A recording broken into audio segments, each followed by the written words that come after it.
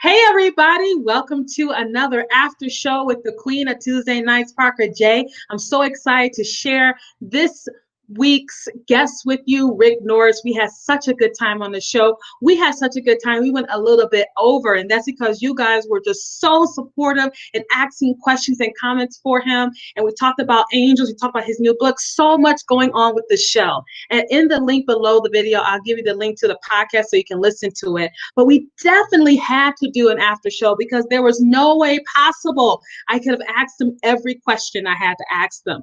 And so I begged him, I said, Rick, please, please, with sugar on top, come onto my after show. And of course he said, you don't have to beg, I'll do it. So he was just so gracious to come with us. So I can't wait for you to meet him because I got some more questions to ask him about his book, Angelic Wars. So Rick, thank you so much for being with me today for this after show.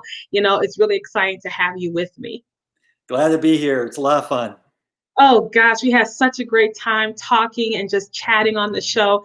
And I want people to have just a more visual of who you are, what you're about, writing and stuff like that. So one of the questions I wanted to ask you that I didn't get a chance to ask you on the show was some passages in Angelic Wars First Rebellion, again, available on Amazon.com for those of you who want to know. But there's a scene in here where in chapter 1, right here, and this is apologetic reason here. Why would the creator give you the ability to exercise your free will if it wasn't meant to be exercised?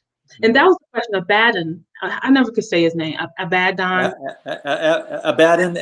Yeah, I hear it Abaddon, both ways. something like that. Everybody said different ways. It's actually from the I was Bible. gonna say a bad man. I was gonna say a bad man, you know. Or, Yeah.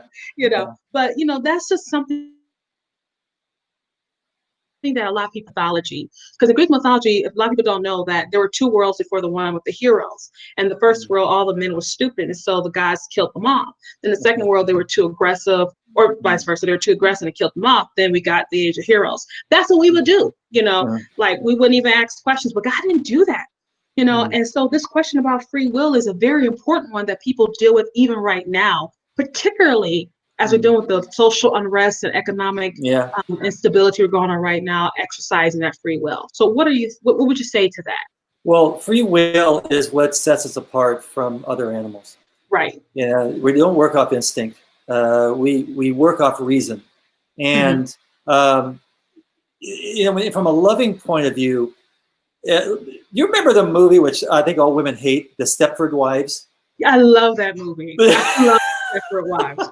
I love the Stepford Wives. The old one, right? Not the remake, right? Okay, so an automaton woman, right? Yeah. They killed off the wife, and they, you know, it's like, all right, who wants to be in a relationship with somebody who is programmed or is forced to love you?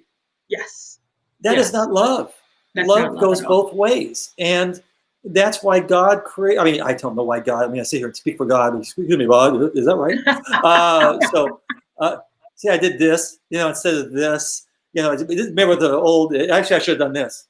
The old movies, the old movies, right?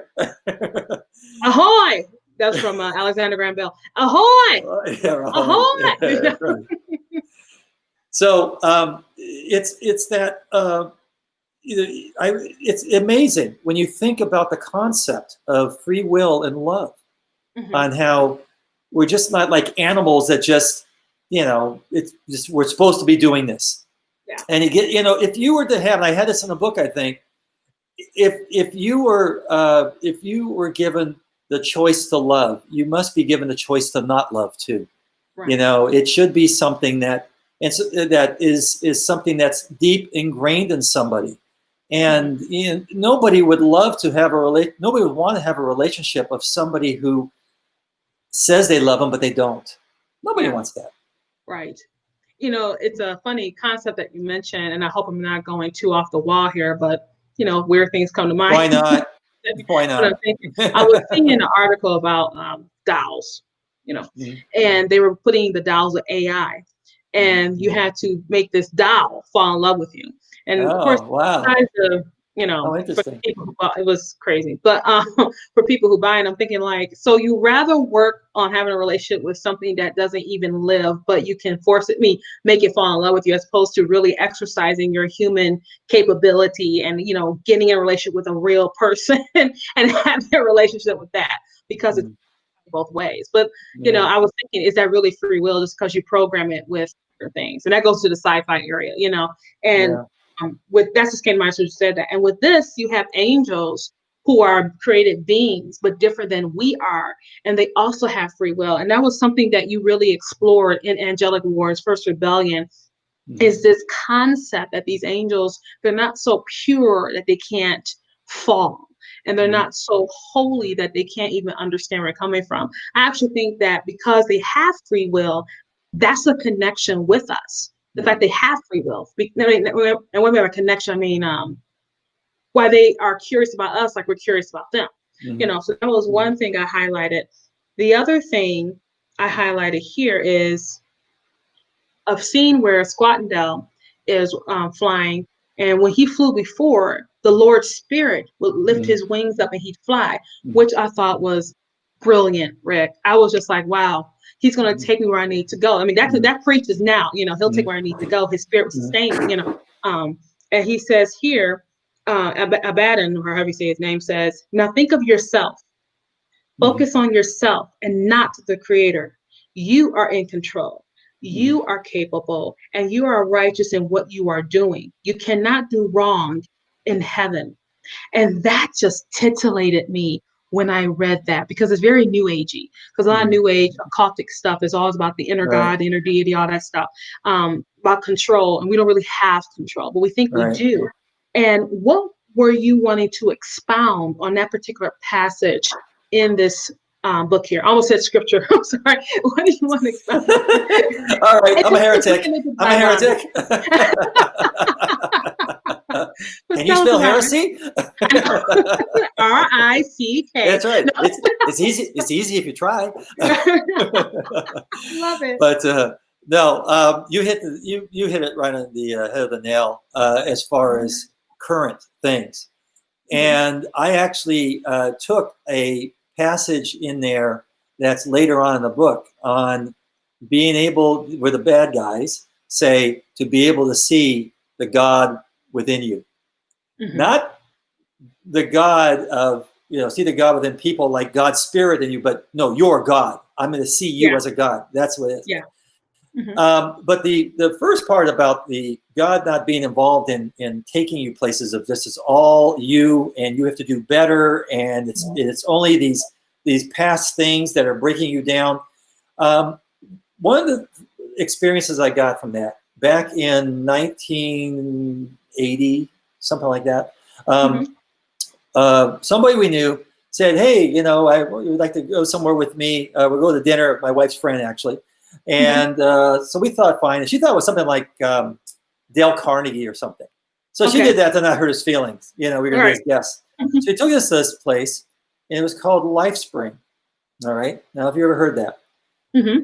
It I was have. I like have like last it spring. was Yes. it was like Est. You heard of Est? No, I Okay. have not heard. Okay, No. that was before that. Okay, so Okay. basically we go in this place. There's 500 people in this banquet room Mm-hmm. in this hotel, and they have these chairs laid in rows. And so they start giving this whole thing about, you could do anything you want to do, and it's all up to you, and like that. So we want you to break into groups. We want people to turn their chairs around and to talk to each other. Mm-hmm. And do these questions. I want you to each tell each other something that you think you really deserve. Okay. And the first time you do this, the person's going to say to you, "Yeah, I agree with you. You really deserve it." Okay. So this woman talked to me. She says, "I really think I deserve to go to Hawaii." And I said, "Yeah, you really believe it. You worked hard. You should be going to Hawaii. Mm-hmm. Nobody in this world should be going to Hawaii other than you. This is it. You should be going." And then and then we did it back and forth. And then the next time she tells me the same thing, Mm-hmm. but after she told me the first time, she says, "Are you going to join this?" And I said, "No." She says, "Why not?" And I said, "Well, I don't want to influence you. I have my reasons." So then the second time she said, "Okay, I'm going to go to Hawaii, and I'm supposed to be indifferent now. That's how we're playing this game." I said, Yeah. "No, maybe you should, maybe you shouldn't. It's pretty expensive, and." And then she says, so are you going to join this? And I said, no, I'm not. She said, well, why? I said, well, because I have my reasons, but I don't want to influence your decision. So the next time we did this exchange, I'm supposed to disagree with her whole, you're lazy, you should be going to Hawaii, and that whole thing, whatever it is. And she says, I have to know, why do you not want to join this? And I said, okay, you've asked for it. That's exactly what I told her. I said, this is the most baseless organization I've ever been to. I said, God does not work anywhere in this whole thing. It is about me. She said, no, you can believe in God if you want. I said, you're not believing in God, you're believing in yourself. I said, there's no foundation here. She got so mad at me, she picked up her chair and she turned around and wouldn't talk to me the rest of the night. Oh my goodness. Oh my goodness. But people don't want to hear that. Like they said, we have itching ears, want to hear what we want to hear. And I won't lie, I think all control is an illusion because it's by God's grace, that we do anything, And mind you, of course we have a plan. That doesn't mean we shouldn't, plan to, have this, we shouldn't plan to, do whatever. But I think all control is an illusion a little bit. And I'm not talking New Age, I'm just in general. I think, it's only so far. Sarah says, hi, Parker. Sarah, thanks so much for listening in on a conversation. And then Joy, and you put her back up here so she can see herself. So that's Sarah saying hi. And then Joy says, people believe in angels because they don't require you to do things as God does. Joy, thank you so much for joining the conversation. That's something we talked about on the show too, as we were remarking to different people's comments about angels, how people are more apt to believe in angels than it will be God. And they think angels are good and nice and perfect. Like one of the commentators said, God's this old man, with a cigar, I guess, sitting in a chair being cruel to people. It's very interesting because the angels are not God. They're created. You know what I mean? So they wouldn't have that. And that's what they expand on too. And then Sarah also says, I think I really deserve hell. That was Shaco. She's responding to your story, Rick, what you said about the young lady. So for those of you watching, I actually deserve hell, by the way. But for those of you watching, we're talking to Rick Norris. He is the author of the book, Angelic Wars. I like to call it almost prelude to the Bible, and I love don't do that. I'm going to be shot. Almost, not quite. No, you're not going to get shot. You're not going to get shot. It's not the Bible. Honest to gosh, it's not the Bible. But it just reads like that. And I love you, another author out there, Don Neal. He did this, the Third Heaven series he did. And you guys are so masterful with your words and research. It's like, this could be the prelude to the Bible. It's not. It could be the prelude to the Bible. And so go ahead, guys. You see the crawler down there with the link to his website as well as the book. And then, of course, go ahead and love my brother. So another thing I had highlighted in a few moments we got left. Another thing I highlighted is this, and this is just more fun for me. This is more fun. We are called the angels Septemviri, declare Azarias. We are sworn to defend heaven against those who dare to challenge the Lord's sovereignty. And I'll be honest with you. You know what I thought the first time I saw that? No. Wait, let me think. I know. Wait, one thing. Come on. You're not getting the vibrations? No. I actually thought the 18. When I have that kind of 18. like, Yeah. Well, the next book, one of the angels will be wearing all the gold chains. We'll put that in for you. Yeah, he'll say, I pity the, and he won't stop. And I'm thinking, and he'll walk around saying, you fool. Right. I thought about that. Then I got more traditional. I started thinking about the Arthurian knights, Knights of the Round Table. I kind of got that feel from, I didn't know whether that was a deliberate thing, but as soon as I read that part, I said, it's either the A-Team or the Knights of the Round Table. But I love that pact that they made. And that actually brings to another question I wanted to ask you. It's almost as if they're soldiers of fortune stories where you got all these people who get together with a different skill set. Each angel within this pact have a skill set. Right. Was that a deliberate thing where you just, this is just for the story? Tell us about that. Different skill set and different personalities. Actually, what I do when I write, and this is a tip that I learned to other writers, is that, are you familiar with the Myers-Briggs test? Yes, I am. The four initials, whatever, I, J, S, V. Yeah, Ian. I do that with each one of my characters, even minor characters. So I have Oh, laid out with each one how they would react in different situations. And I have to stick to that whenever I'm in a different situation. I can't just make this up. Well, of course I'm making it up, but I mean, I can't I can't divert away from an angel's personality.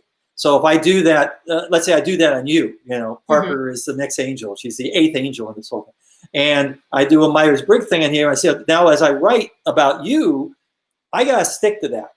And because that's what this angel does. And so that's what helps me to make them distinctive on doing stuff. And that's in the book I'm writing right now, not the one that's the prelude that's coming out from now, but the one that's coming after this one, which is called the end of the beginning, is it really gets into a lot of that too, about specific personalities. And so it really helps a lot in writing. And so it's a lot of fun. A number of authors I know do the Myers-Briggs test or some kind of personality assessment test. I'll be honest with you, I'm a pantser, so I don't do that. I don't plot anything. I don't outline anything. I kind of just go with a general idea. And Cancer or panther? No, pantser. Pantser. Oh, pantser. Pantser. Pantser. Okay. Yeah, the eternal conflict between writers. Are you a plotter? Do you outline things? Yeah. I thought you said panther, and that was a German tank. So no. The Panther Division. Right. No. I wouldn't even know how to drive it. I could barely drive the Ford Focus I have now. So it's okay. No, but I really enjoyed the book, and I'm almost done with it. Actually, I was still reading it today. And then, this last one, and I want to actually use this because this is an opportunity to do your apologetic training, because you actually pose a question that a lot of people have, and it talks about evil. But a lot of people in today's post-truth society, people think that, well, no one's really evil, and they like to keep all ambiguous, very ambiguous.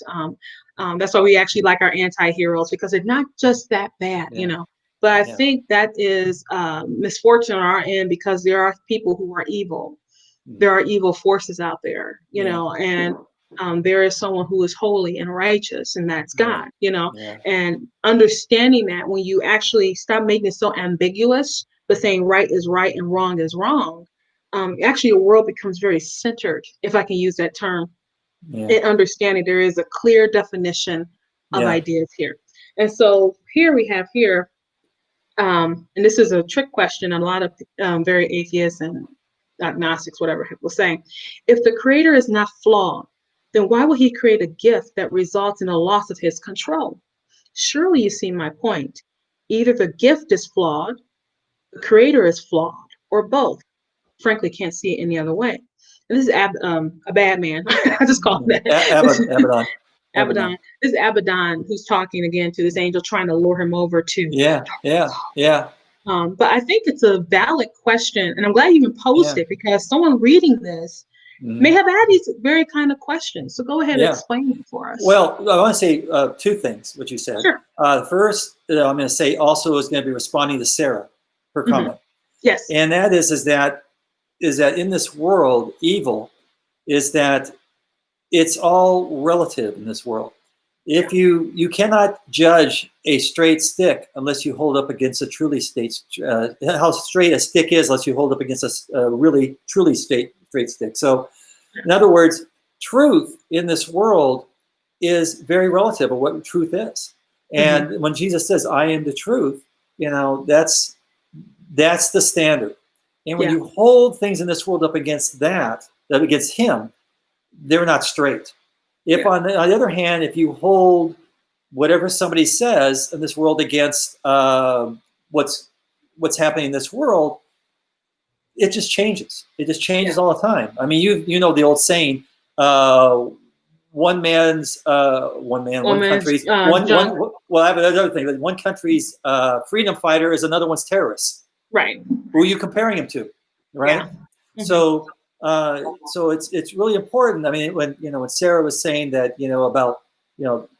about shaking him up or going to hell, people don't get that because they are using a false standard. Right. And that's when I've taught the Bible, especially high schoolers, that's the thing that I really try to get across to them, is that, most everything that you do or say is going to be okay. It's okay. You're just being yourself, you know.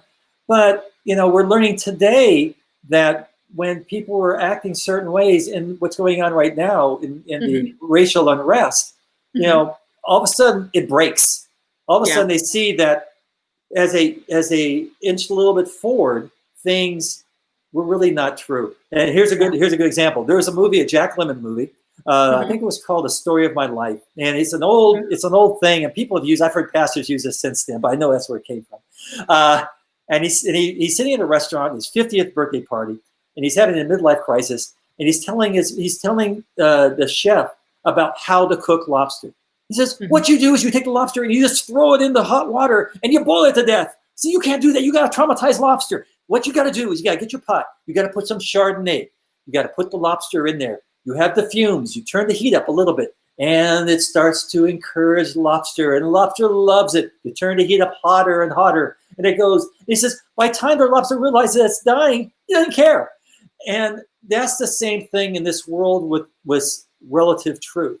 Is that as you turn the heat up more and more, you don't realize it till it's too late that you don't have an absolute truth. Yes. And a lot of people, I think that's being really evident now, particularly with the unrest that we are experiencing. People are starting to really see the the standards they were falling on are literally sinking sand. Right. Like the song says, like sinking sand. I'm so glad that you put that in a book, because it's letting people know that you're answering or attempting to answer very tough questions that people have. And people don't want to hear cliches. Right now in the pandemic, we don't want to hear cliches. We want answers. You know, no one is doing the pandemic going, okay, I just want to hear, oh, you'll be all right. No, I want to hear a reasoned, logical response. I think this book, through the vehicle of fiction, and speculative fiction at that, through the vehicle of an exciting adventure and war and stuff like that. Because when I was reading this, the first thing that came to mind was Revelation, and there was war in heaven. And I was like, wow, can you imagine what that was like? I remember used to thinking that, and your book really gives us this idea. And I like the fact that you have heaven shaped a certain way through a spiral. And you have the spirals that interconnect with each other. And so there are places, the further away from the throne of God, they are it doesn't mean that his presence isn't there, but they're not as heavily influenced, which again comes to free will, that really mysterious element of free will. And so heaven has outskirts. So I was thinking the outskirts of heaven, you know. And I was also laughing because I was thinking, you know, how in Psalms it says, I'd rather be a doorkeeper in the house of the Lord, you know, than dwell in the tents of wickedness. And I was thinking, like, I have no problem being a plumber in heaven. I have no problem. You know, that's what I was thinking, you know. But I love how you depict heaven. I love how you depict the relationships going on. I love especially the humanity of the angels, because then I think people can relate to that. And I know the second book's coming out next month. And not a second book per se, is book 0. It's a novella, and it's about a 50 or 60 page novella that is a prelude to this one. And then the next one, hopefully I'll have the next one that's after this one out later this year or early next year. I got to go in a recording studio first. So I got a lot of stuff I got to do yet. So you got to get it. And I forgot to tell people, you know, Angelic Wars is a musical novel. So you can scan the QR codes in there, and you can listen to the music while you're watching the show, while you're reading the book. And then Sarah says, can't wait to read the book. I write about, and I always say it wrong, Nephilim. That is so funny. That's so funny that she mentioned that. I got online missionary. I got a question about that 2 weeks ago. And I had to write this whole thing trying to explain in the Bible about that, and the sons of God, the daughters of man, and this whole thing. And it's a person that just started reading the Bible. You know, and so it was pretty funny. It's awesome that we can have those resources. And Sarah, no problem, Sarah. You can always look at it later. Sarah's just got to run right now. Thank you for joining. Parker, thank you for joining in. We're actually about to end it for today. Again, Rick, thank you so much for being with me, being part of the show. And I can't wait to read the prelude and then read the third book, and, you know, come back on so we can talk about it. Because as I say to all of my authors who've been on the show, I am interested in long-term relationships with my authors, not short-term flings. So, you know, see this as an avenue for you to connect with our listeners and our readers out there. So thank you so much. Thank you very much. Been fun. And we were talking to Rick Norris, the after show. I hope you guys just got a taste of what his book is about. So make sure you go ahead, click on that crawler or copy the crawl at the link and go ahead and get his copy of his book. Remember, it is a musical novel, so you can listen to some of the music that is attached to some of the songs in that book. It's a wonderful story. And then go to his website, angelicwars.com, connect there, and let me tell you, you will not be disappointed. As always, prayerfully consider supporting this ministry at patreon.com/rightstuff. We do showcase Christian authors all over the world and have been doing that now for 7 years. And I hope you prayerfully consider supporting it by becoming a Quill member for $3 a month. And if you can't do that, no worries. We covet your prayers. Thank you so much for joining me for this after show. You have a wonderful, absolutely glorious, blessed day, and God bless.